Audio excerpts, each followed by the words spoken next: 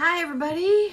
Thanks for joining me. This is Intuitive Edge. It's time to take a look at our month ahead for December. What's going to be playing out in the news? What are the energies that are coming forward for this month? What might we expect? I'm going to take an intuitive look. I'll be right back and we'll get started. All right, so I got to get in here. I did my little meditation, opened up, and so I wrote down some things, but I still got stuff coming in, so let's get into it. All right. So the message that I got for this month that was coming in is fear. Fear is something that we create. Fear does not exist outside of our creation. I got the impression that there is so much that is being fear-mongering. A lot of that is going on. And we have to realize that fear is something that we generate within us. It doesn't exist outside of us. We are the ones who harbor it. We're the ones who fester with it. And that's part of our experience unless we decide not to engage. Those stuck in fear have not released the old paradigm. So we do know that we're coming into this new awareness, this new creation, this new age of Aquarius. And a lot of those old power structures are starting to crumble. And with it, the power structure that holds those in place. And that is what is being released. We're coming into a new age. And this is what has to go, is this connection to the fear-based fear porn, okay? Our mindset, that was huge coming in. Mindset.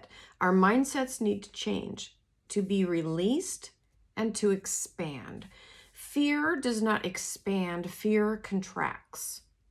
And when we get contracted, then the fear becomes all overwhelming, but it's not an expansive energy. When we push out the energy that we want to see, that we radiate, when we realize who we are, that we are not fear-based, and we push that out, the fear actually will contract. So that's basically the message coming in, is to check where you're at. Are you in fear? Are you in expansive awareness? That is the new energy that's coming in. Okay, so I asked what is going on in December in the world, and here's what I got. I wrote some things down. I was looking at a black mountain. Looked like a volcano. And it was like there was just black, like charcoal black all around the dome of this volcano. It felt like I was in Italy, perhaps Naples. What I was feeling is that the ground is like vibrating and rumbling. I don't know that this is like a massive, like one-off earthquake as much as it is a constant rumbling. And it may not even be enough to where people notice it, except for once in a while they'll notice like just tingling and rumbling. The Black Mountain, I do feel like it's a volcano, and there's increasing tremblers, and it's like things are becoming unstable around this area. I also got headaches. I felt like there could be a large portion of the population that succumbs to headaches.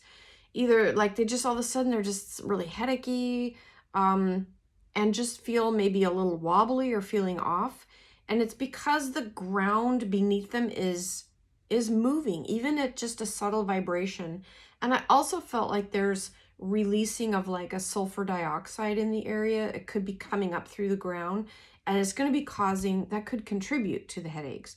The headaches could be a combination of feeling like you're like the unstableness of the ground, but also vent things coming up out of the ground. Okay. But also like venting of sulfur dioxide or whatever other compounds that are part of the volcanic area. Okay. I got sulfur smells, and then I saw something really bizarre. And this kind of took me in my mind's eye to, I saw an airplane sitting on a runway, like it was taxiing out, getting ready to take off. but it couldn't take off. And I was like looking out the cockpit of this plane, and I can see like toward the end of the runway, like something venting, like streams of some sort of venting compound coming up out of the ground. And I don't know if it's like sulfur dioxide or something is venting. And I felt like this plane could not take off, like it was not safe. And I don't know if like the ground, like the runway actually cracks, or if there's something near the runway that's opening up. But I felt like a sulfur, like a choking sulfur smell. And then I saw like a meter reader, some sort of diagnostic tool, and like the gauge on it was just off the charts. Like the reading was super high in whatever level of this compound is that's coming up, this gaseous thing that's coming out of the ground. It doesn't feel good, and it felt very unsafe, and I don't think the plane was ever able to take off. And I don't know if it cracked the runway or near the runway, but either way, it's causing a lot of problems, and this is contributing to some instability in the area. I don't know that there's going to be like a big eruption of any kind, but there is signs that things are definitely coming to life, and this is something that's going to cause it's probably going to make world news, I imagine. It's getting to that point where things aren't, it's not going to be easy to just hide and brush away. There's more coming with the awakening of whatever tectonic thing is going on over there. Volcanic and all of that. Okay. All right. Okay. Then I was drawn down to, well, first of all, I was drawn back over to North Carolina again. And I'm just seeing like savagery, like I'm just seeing like heavy equipment coming in and just not giving a shit about the land or the people or the dead that are still out there. And it's just evil. Okay. It's just awful. And it just feels like this energy is just greed. That's all it is. And it doesn't care. It doesn't care about anything in the land or the people or nothing. Just money. Bottom line money. That's it. That's all that's cared about. So then there's that. All right. Then I moved down into Mexico. So Mexico. I was tuning into somebody who I think is probably a cartel boss. Somebody big up in one of the big cartels. And this person, I was starting to feel like this person's really freaking cocky. Like they just think that they're all that and more. And I feel like there's like a pipeline of network, both above ground and underground, that is with the porous border, moving things, weapons, people, smuggling, whatever, drugs, stuff. But I just got this like cocky feeling with this person they are set on, okay, let me see what I was tuning into. Their attitude toward Donald Trump is like they think that they're actually smarter than and better than Mr. Trump. And this person is like, oh yeah, you want to take on the cartels, kind of, you want to take on us? You want to take on us? Okay. He's like gearing up for it. And I feel like they're planning something, like they want to invade somehow. I don't know. They're planning some stuff. Let me sit with that and see if I can tune into anything else. I'll be right back. I feel like this cartel boss, they're just beefing up their supplies and their people, and they're ready to hunker down, and they're not going to get kicked out of the country when Trump gets in office and starts the deportations. it's like these people are gearing up to do something. And we could have a fight. I do see there is some retreating. There is some movement back over the border once Trump is in. Things are going to start to move. But I'm feeling like this guy is just cocky. And he just thinks that he's just bigger than this. And that he's going to be able to have the last say. And I think he's just a little too full of himself. He may not understand or realize what the resolve is with Donald Trump, the new border czar, Tom Homan, and the American people. I just feel like there's a lot that he's trying to establish and get in place. Lots of weapons. Sorry to say, but there's a lot of stuff coming over that border. But it's not just over the border, it's under the border. There's a pathway. See if I can feel where it's at. It feels like it's to the east of El Paso. This could be just east of there. There's some caverns, and there's pipelines that are trafficking mostly weapons. But this guy, this cartel boss, has a lot of say. He's pretty high up, and that's probably why he's so full of himself, because he's got a lot of clout. And I think he kind of runs like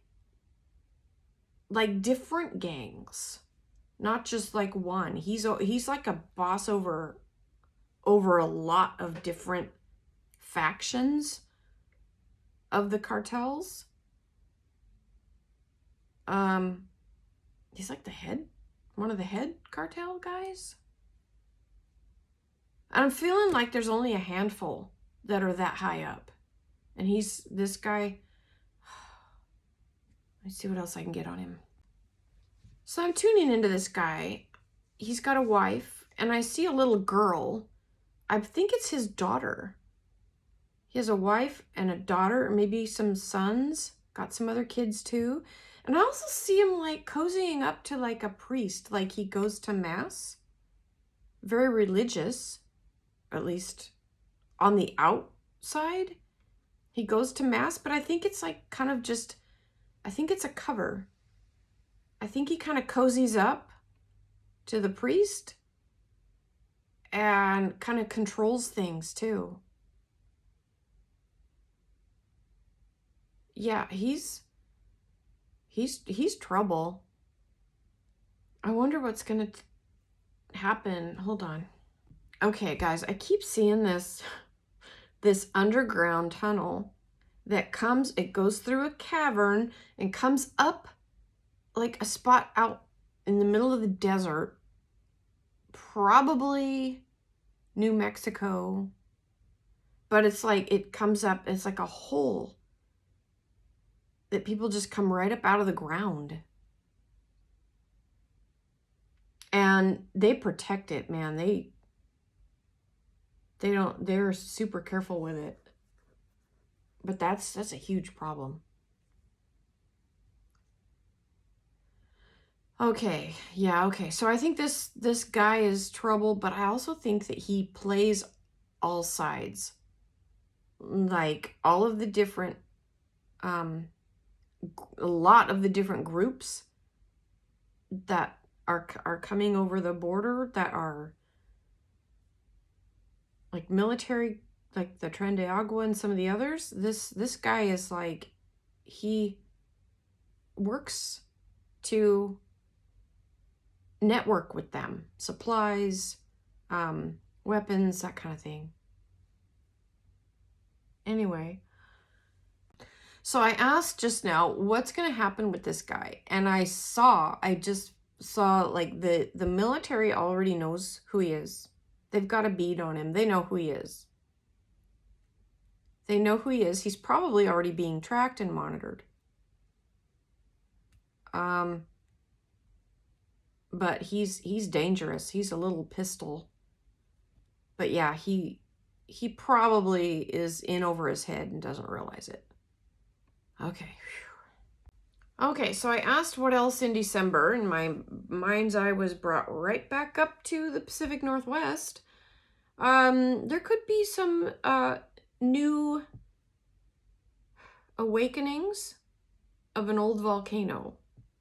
I'm not saying it's going to blow its top, not saying that, but there could be some new interest sparked in an old volcano. Something could be rumbling or coming to life.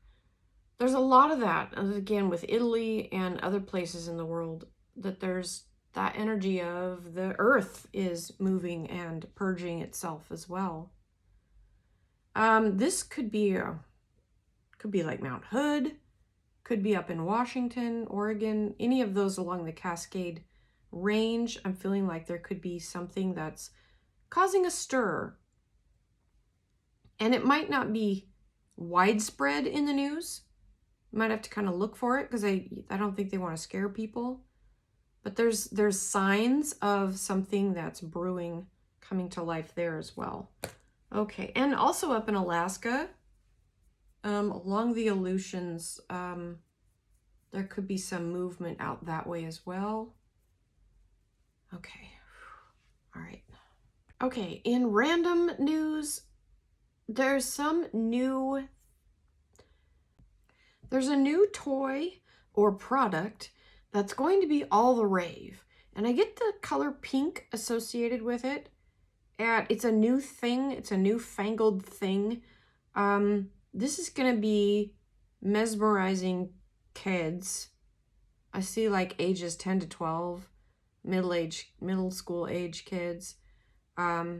Some new toy or fandangled thing that's going to be all the rave. Just something's coming out, I think, just before Christmas.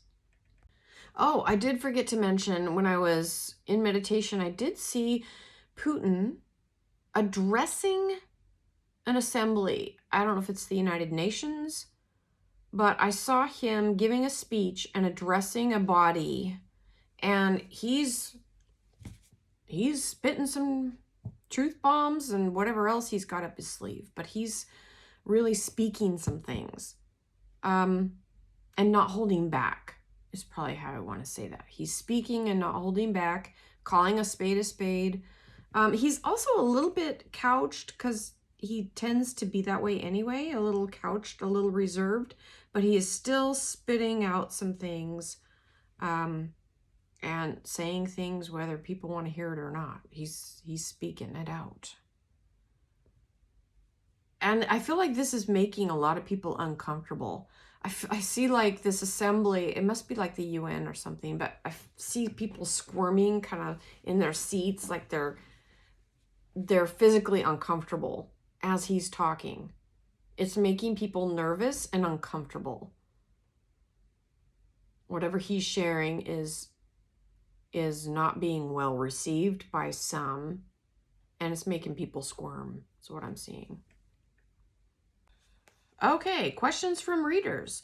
Why did Matt Gaetz resign? What was that all about? I do think that Matt Gaetz has something a skeleton in his closet. Unfortunately, I do think he had something kind of held over his head. And I think that's why he resigned. He's got a little something that was causing problems. And I think that was going to continue. As far as changes in the weather goes and the drought that we've been having in certain areas, I do think that is, a lot of our weather is not natural, and it does feel to be somewhat manipulated. So I think those things are going to start to be mitigated. Keep holding that intention that the energies that are keeping the weather unstable, that those energies are leaving, and that we're going to start to see some reckoning, some truth coming through, some more positive energies coming in with our weather. So we certainly need that. There's too much going on that is causing havoc. And I do think we're entering a new era, a new phase. And I would like to see our skies cleaned up as well. So been holding the intention for that. So hold the high watch, hold high intentions, stay positive, stay grounded, and have a great December, everyone. We will see you in the next video. Take care.